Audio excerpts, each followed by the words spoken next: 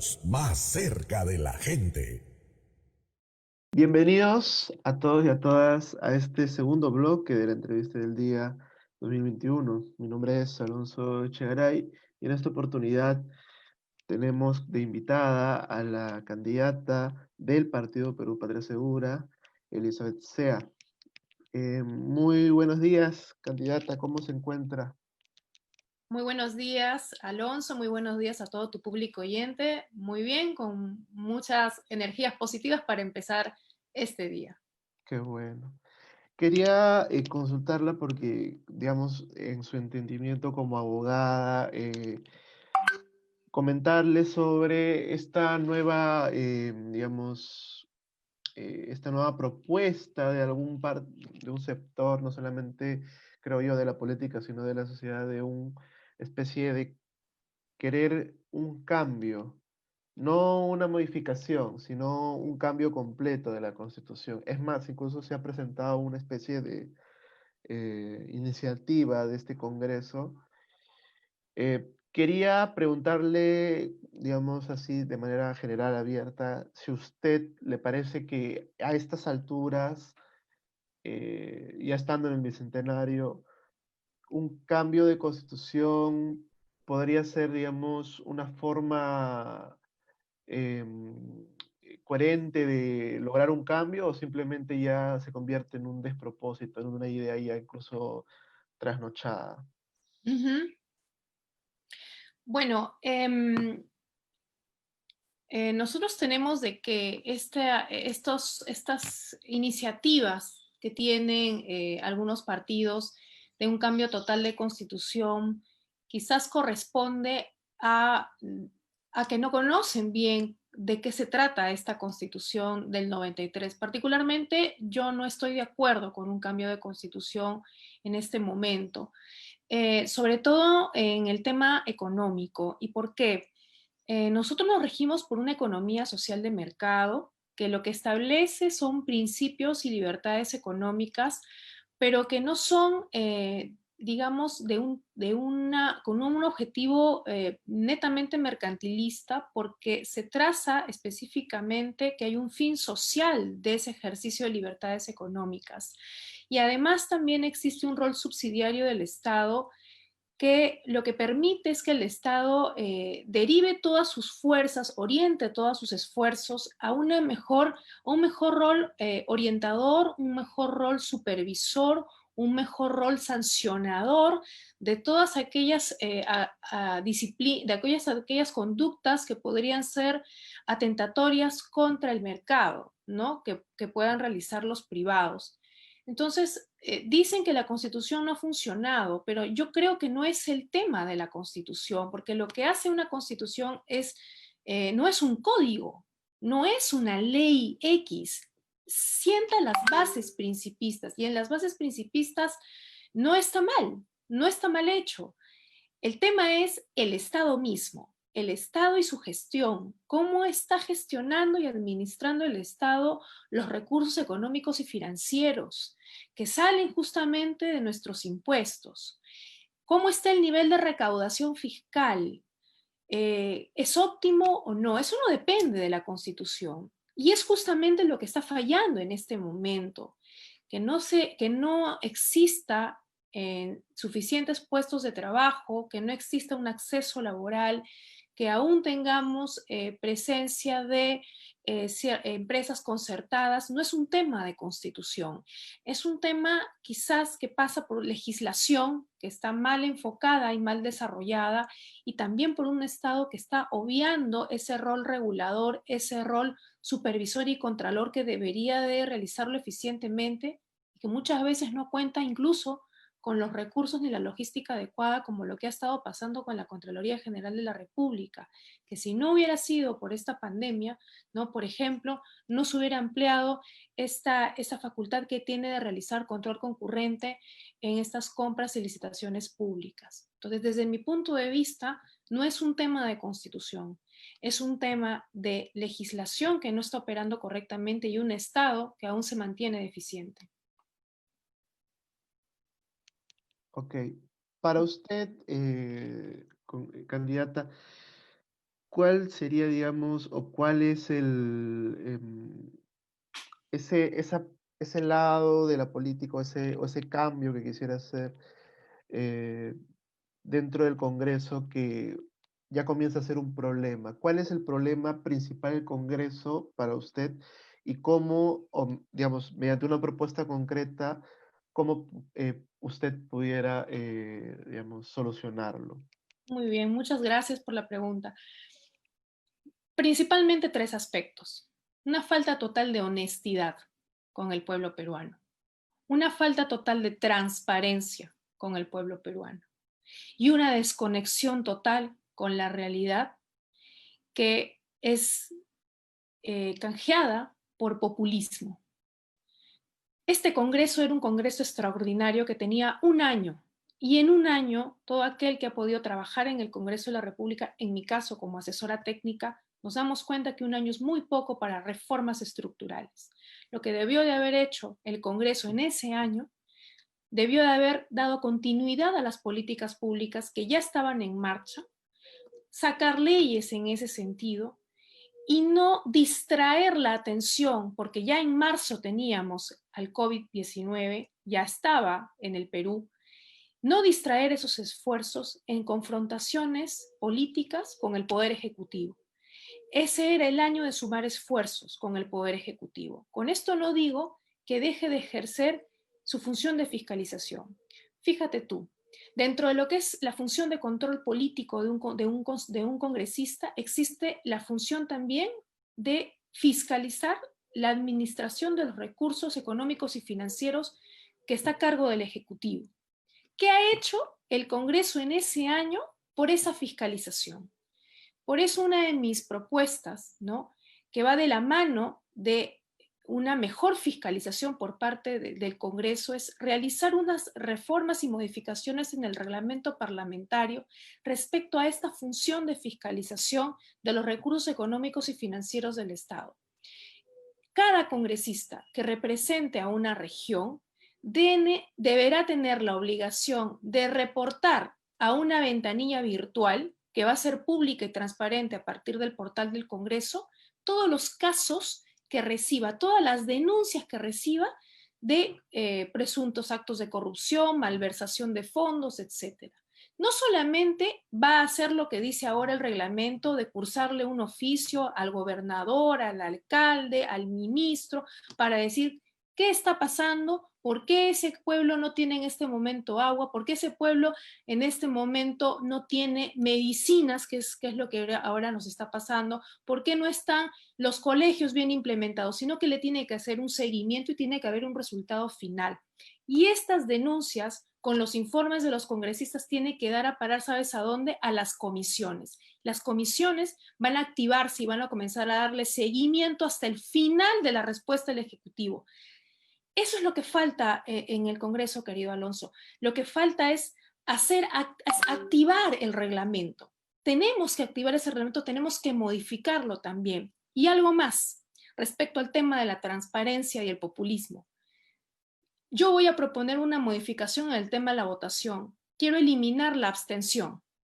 Cuando se trate de votaciones donde lo que está en juego son leyes que lo que van a proteger son derechos de las personas, derechos sociales, educación, seguridad, salud, trabajo, pensión, no puede haber una votación de abstención, o a favor o en contra, porque no podemos movernos en la abstención. La abstención significa, discúlpame la palabra, significa cobardía.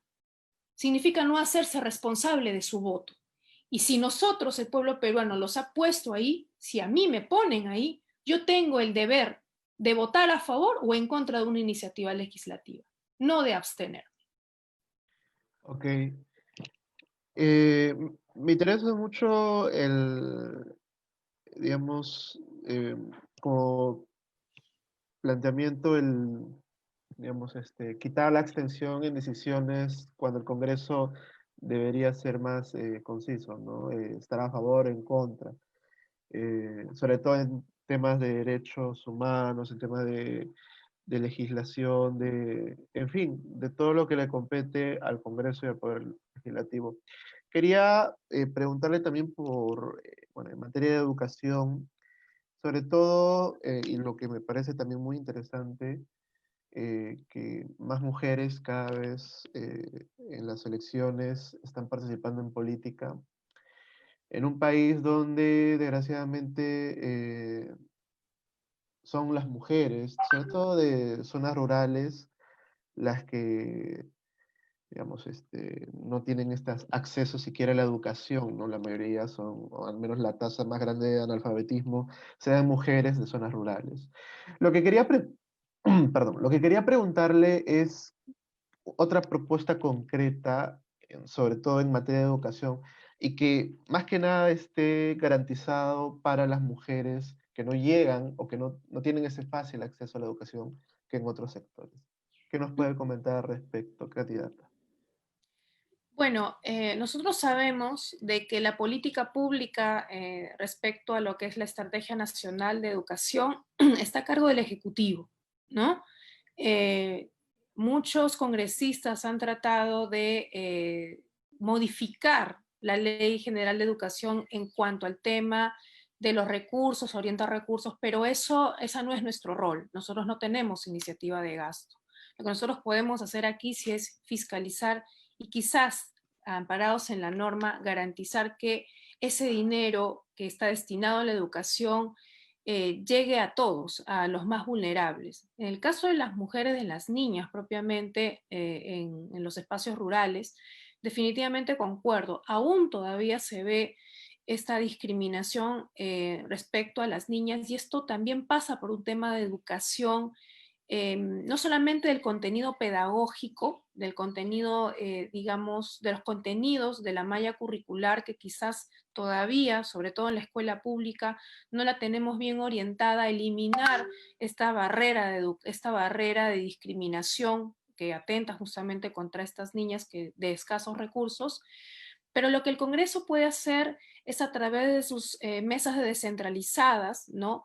Es a través de esta ventanilla que yo te estoy comentando que me gustaría crear, es justamente tomar estos casos para poder llevárselos al Ejecutivo, al ministro de Educación o ministra de Educación en su momento, y que dé cuentas de qué se está haciendo respecto a esta población. Nosotros tenemos ya tenemos un plan nacional no solamente de igualdad de género, tenemos una estrategia nacional de educación, tenemos también la Ley General de Educación. En realidad, modificaciones legales no es mucho lo que hay que hacer aquí. Aquí lo que hay que hacer es trabajar en un cambio cultural, ¿no? Te vuelvo a repetir, a nivel del contenido pedagógico, ¿no? Del contenido didáctico, lo que se le va a enseñar a los niños, a no discriminar, a darle a este trato de igualdad de oportunidades a las niñas y también en cuanto a recursos, porque las escuelas allá están abandonadas y es allá donde deberían de estar más bien los representantes legislativos, los congresistas, ¿no? Fiscalizando que existan escuelas, infraestructura suficiente para acoger a estos niños en general, ¿no? Esa sería mi impresión, porque un aporte legal que tenga un enfoque de solamente dirigírselo a las niñas sí puede ser discriminatorio, a no ser que exista pues un énfasis de víctimas de violencia, ¿no? Ahí sí podríamos de repente elaborar algún tipo de o colaborar a que exista algún tipo de programa, ¿no? Que estaría a cargo del Ejecutivo, en el cual las niñas víctimas de violencia puedan tener también un acceso más inclusivo a la educación, ¿no? Como lo que yo pretendo hacer en el caso de la violencia contra la mujer, que justamente no logra salir del círculo de violencia porque no tiene autonomía económica y el 40% de las madres en el Perú son madres solteras, es decir, son cabeza de familia. Entonces, esta cifra para mí es muy importante porque son mujeres que muchas veces han pasado por episodios de violencia, pero siguen en el círculo de violencia con el agresor porque dependen económicamente del agresor, ¿no? Entonces, quizás con ese enfoque se podría hacer algo también muy parecido en el tema de educación. Ok, bien. Hay algo que siempre, digamos, el partido Perú Patria Segura o al menos ha representado muchas veces ha sacado a la luz, ¿no? Sobre la inseguridad ciudadana que vive el país, que creo que con la pandemia se ha intensificado más, o por lo menos se ha vuelto más, eh, se ha incrementado más. Lo, el tema pasaría también por el poder legislativo, o cree que, digamos, el problema de, digamos, de inseguridad ciudadana también se podría ver o debatir o solucionar incluso dentro del Congreso. Y de ser así, ¿cuál sería la propuesta de Perú Patria Segura en torno a la delincuencia, por ejemplo, ¿no?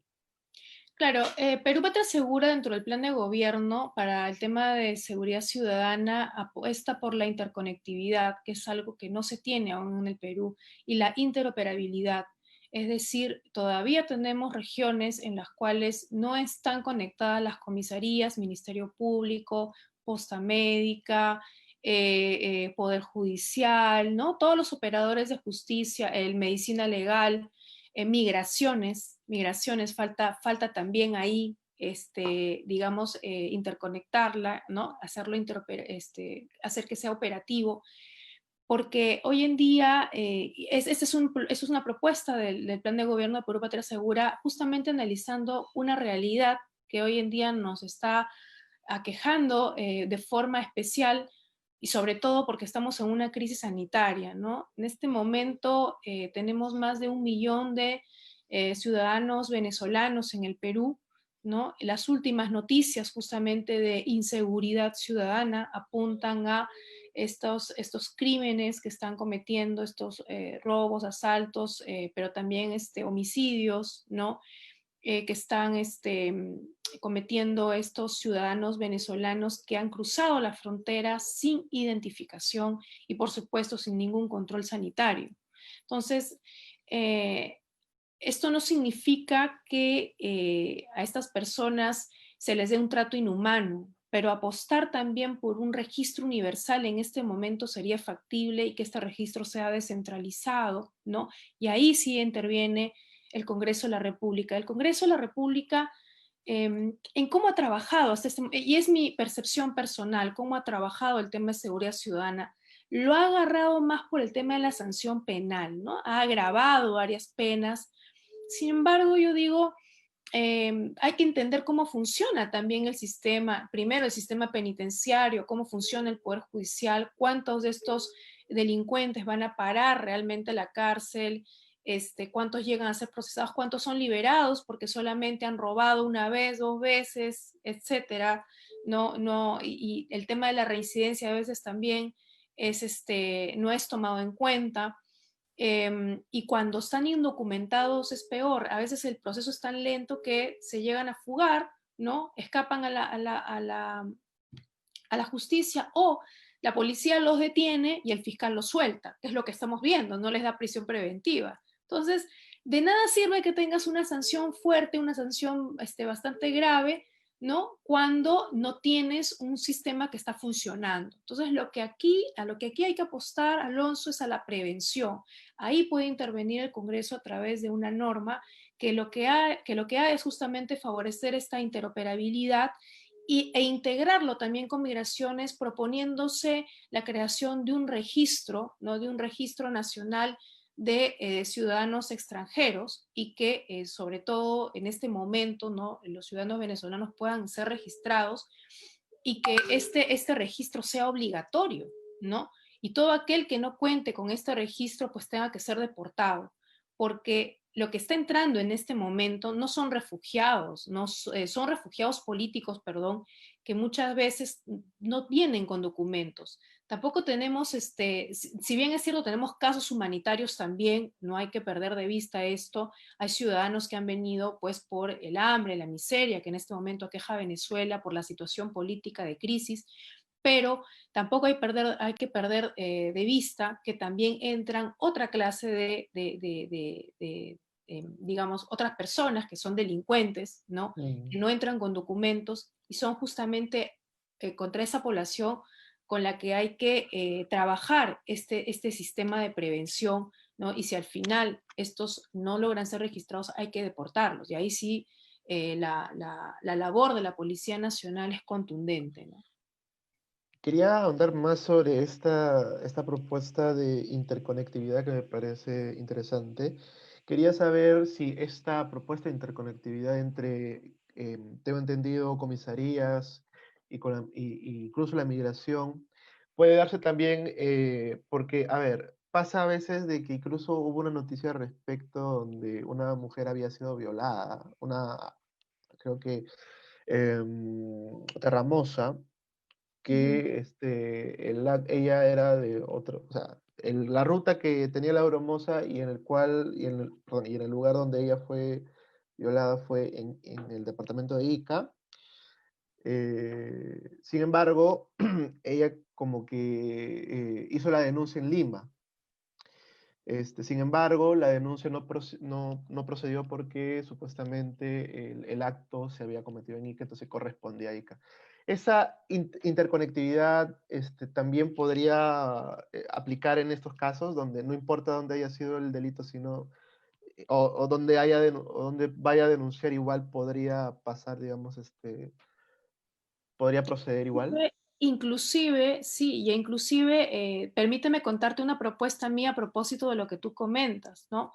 Una de mis propuestas, bandera respecto al tema de violencia contra la mujer, que es algo que yo he trabajado por mi ejercicio profesional, es proponer que no solamente las comisarías, no solamente Fiscalía, el Ministerio Público, los CEMS, los Centros de Emergencia Mujer, o también estos grupos de emergencia, estos grupos ejecutivos de urgencia que se han armado justamente por el Ministerio de la Mujer por la época de pandemia, porque justamente no podían salir. Acuérdate, hemos estado en una cuarentena bastante prolongada, se armaron estos grupos itinerantes.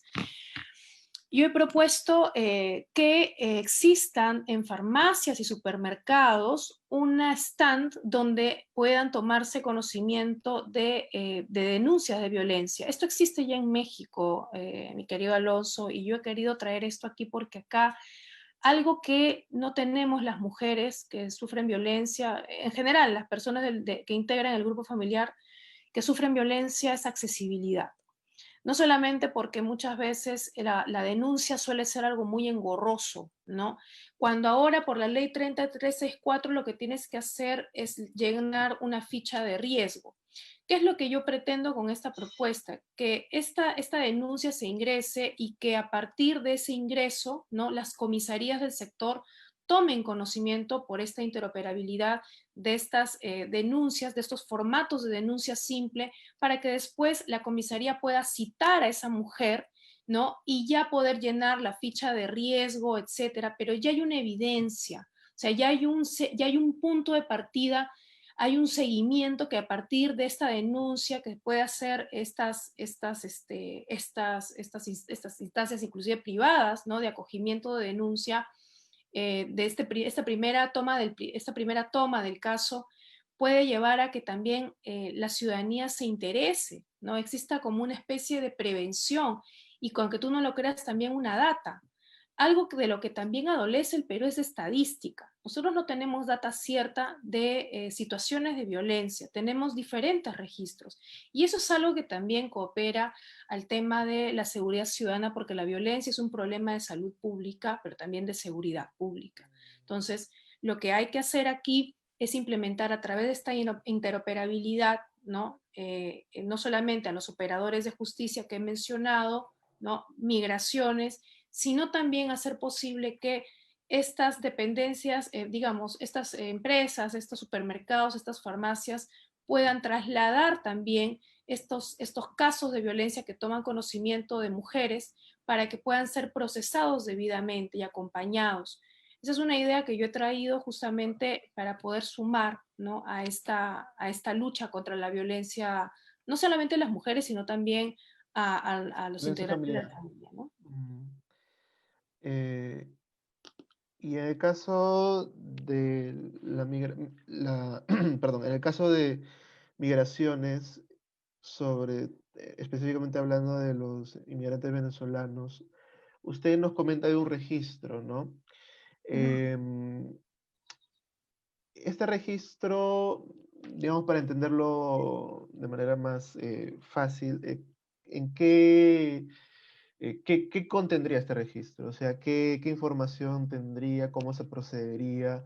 ¿Cuánto va a costar, digamos, tanto puede ser al Estado como también al ciudadano inmigrante venezolano? ¿Cómo se realizaría este registro?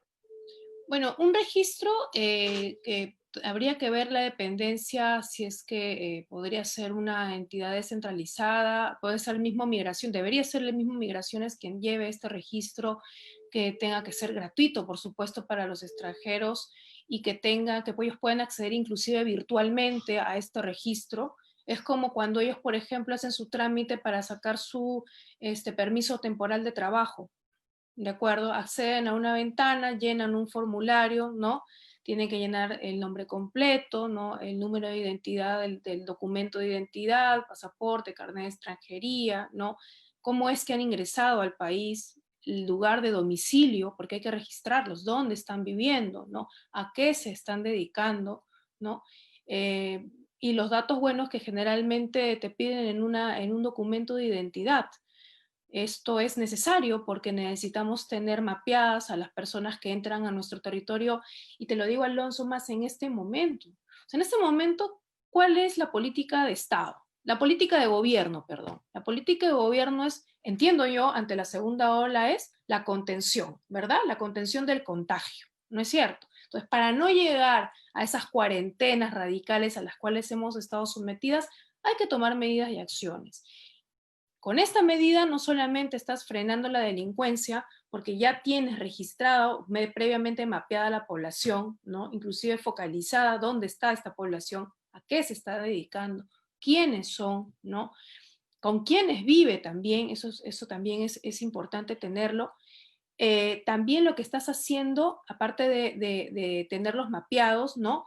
Y poder prevenir ahí cualquier tipo de acto delictivo, porque si ellos no se registran, ¿no? Entonces, cualquiera que esté indocumentado, porque la razón del ser de registro es que al final ese registro te bote un número de registro, ¿no? Un número de registro. Entonces, si tú no tienes un número de registro, no estás aquí estando acá en el país, eres un indocumentado. Si tú te reportas diciendo de que de repente te retuvieron en la frontera el documento de identidad, tienes que reportarlo. O sea, si tú no lo reportas y tú no pasas por el registro, eres una persona indocumentada y tiene que ser deportada.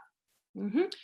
Pero aparte también con esta medida lo que haces es justamente sumas una medida de contención de contagio, porque estas personas que entran indocumentadas no se han hecho control sanitario, no pasan por una prueba molecular, no pasan por una prueba rápida, que es lo que debería de estarse aplicando, entiendo yo, en las fronteras antes de que estos ciudadanos crucen hacia el territorio nacional.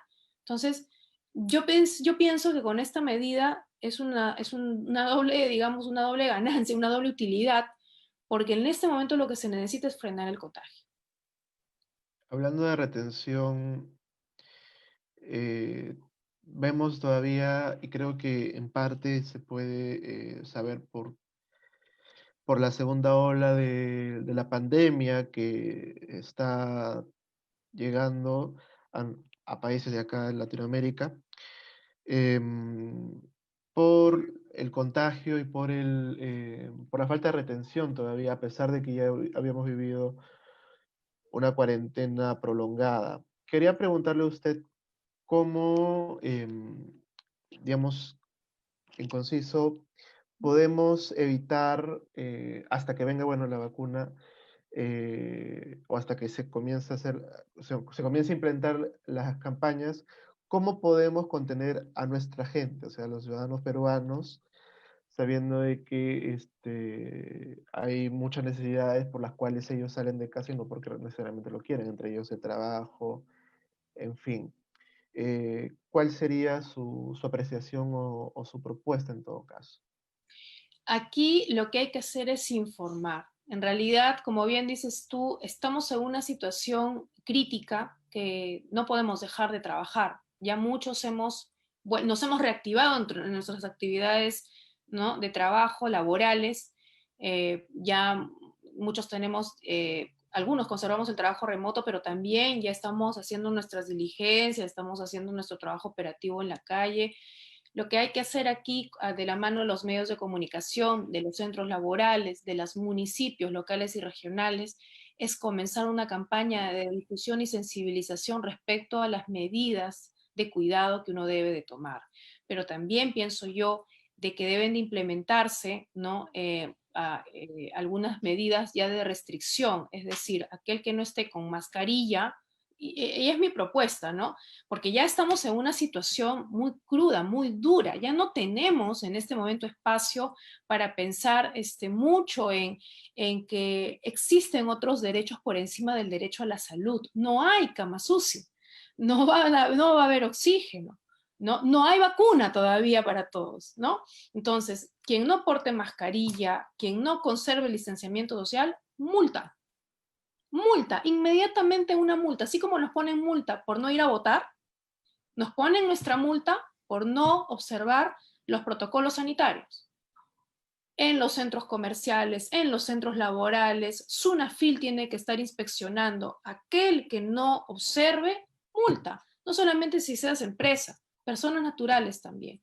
Y eso ya debería de aplicarse a través de los municipios incluso, ¿no? O sea, el serenajo, multa. No hay, aquí la fiscalización de la municipalidad ya debería de estar interviniendo en esos, justamente en esos distritos donde ya está pues es focalizándose que existe, ¿no? Una ola creciente de esta enfermedad, de este virus, ¿no? Existe un mapa de calor también a nivel de salud que ya está detectando también estos puntos y a través del MINSA. Entonces, por favor, ya no es momento de, ay, no, pero tiene derecho al tránsito, no, pero ¿cómo lo vas a multar? No, sí, multa porque el derecho a la salud de todos los peruanos está por encima de cualquier otro tipo de derecho.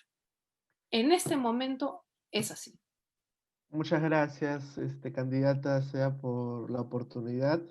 Y nada, quisiera que diera un mensaje a toda nuestra audiencia y seguramente a los electores que la estarán escuchando. Tiene usted 2 minutos. Bueno, en primer lugar, quiero pedirles que confíen nuevamente en la política peruana, que habemos peruanos que estamos apostando por esta renovación, por este cambio, por una política honesta, por una política responsable. Yo no le voy a mentir, yo no le voy a prometer agua, desagüe ni títulos de propiedad, yo le voy a prometer una fiscalización efectiva de los recursos económicos y financieros del Estado, ¿no? Ese es mi compromiso con ustedes. Yo soy Elizabeth Sea, candidata número 3 por Perú Patria Segura. Muchas gracias, candidata, y mucha suerte en esta contienda para usted y para su partido. Muchas Con gracias. nosotros será hasta otra oportunidad y que tengan todos ustedes muy buenas tardes.